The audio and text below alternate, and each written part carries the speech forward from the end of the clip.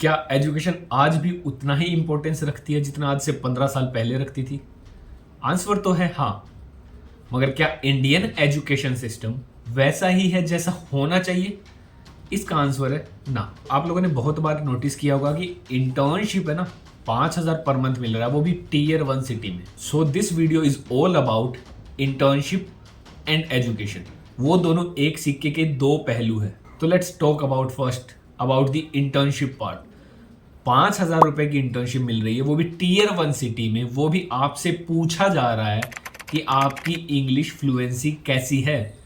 उसके अलावा आपको और भी काफी सारे स्किल्स आने चाहिए, जैसे एक्सेल, जैसे कैनवा, या फिर और मल्टीपल कुछ ऐसी चीजें हैं जो आपको आनी ही चाहिए, वो भी 5,000 की इंटर्नशिप के लिए। अब आप सोच रहे हो कि मैंने 5,000 का ही आंकड़ा क्यों चूज किया है। उसका एक स्पेसिफिक रीजन है। Recently one of my friend goat N internship at 5,000 per month, वो भी टीयर 1 सिटी में, जहां पर पीजी का भी खर्च 12,000 से कम नहीं है। और क्या आपको लगता है कि 5,000 का कम होना हमारे स्किल से रिलेटेबल है? बिल्कुल भी नहीं। बात स्किल की है ही नहीं, बात है बेसिक पे की।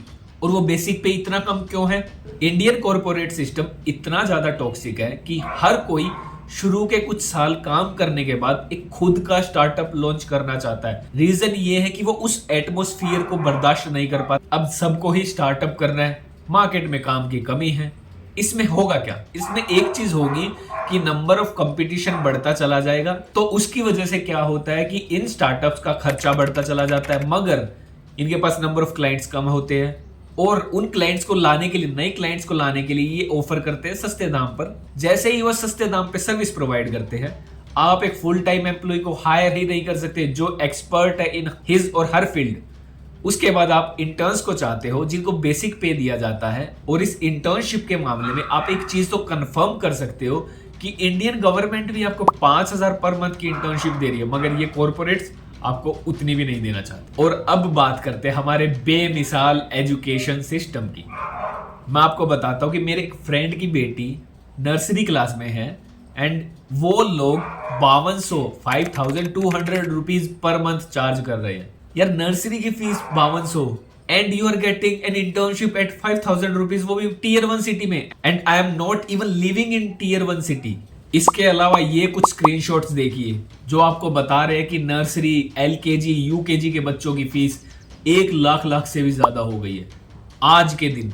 और अभी रिसेंट में एक पर तो मीम भी बना था जिसमें एक बच्चे की फी मोर देन 4 लाख रुपीज थी। और आप हर जगह अपने चारों तरफ देख रहे होंगे, स्कूल्स नई नई फैसिलिटीज प्रोवाइड करने की बातें करते हैं। ये ऐसा हो क्यों रहा है? स्कूल्स बन रहे हैं सिर्फ और सिर्फ गवर्नमेंट एग्जाम्स के फॉर्म भरवाने के लिए। रिसेंट में 36 लाख फॉर्म्स भरे गए थे फॉर एसएससी जॉब्स। 36 लाख लोग सिर्फ 10,000 से कम पोस्टों के लिए फॉर्म भर रहे हैं। एक टाइम पर जो स्कूल विद्या का मंदिर कहलाता था, आज के दिन वो बन गया पेरेंट्स का गिल्ट सब्सक्रिप्शन।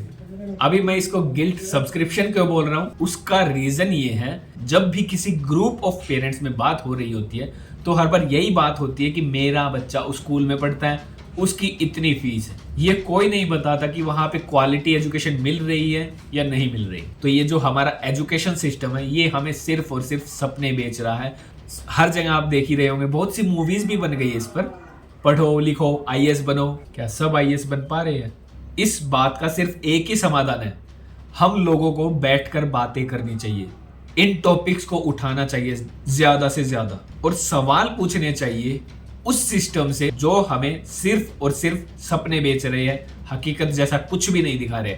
मगर कॉन्ट्रेरी, इसका मतलब सिर्फ ये नहीं है कि हम लोग एजुकेशन को नेग्लेक्ट कर दें। और आप मुझे बताइए, क्या ये सिस्टम सही है या हमें इसे चेंज करना चाहिए? मैं हूं अनफिल्टर्ड रविंदर, और अगर आपको लगता है कि ये बात सुननी जरूरी थी तो शेयर कीजिए इसको अपने दोस्तों के साथ, ताकि वो भी इन चीजों के बारे में अवेयर हो सके, वरना सिस्टम तो चुप है ही।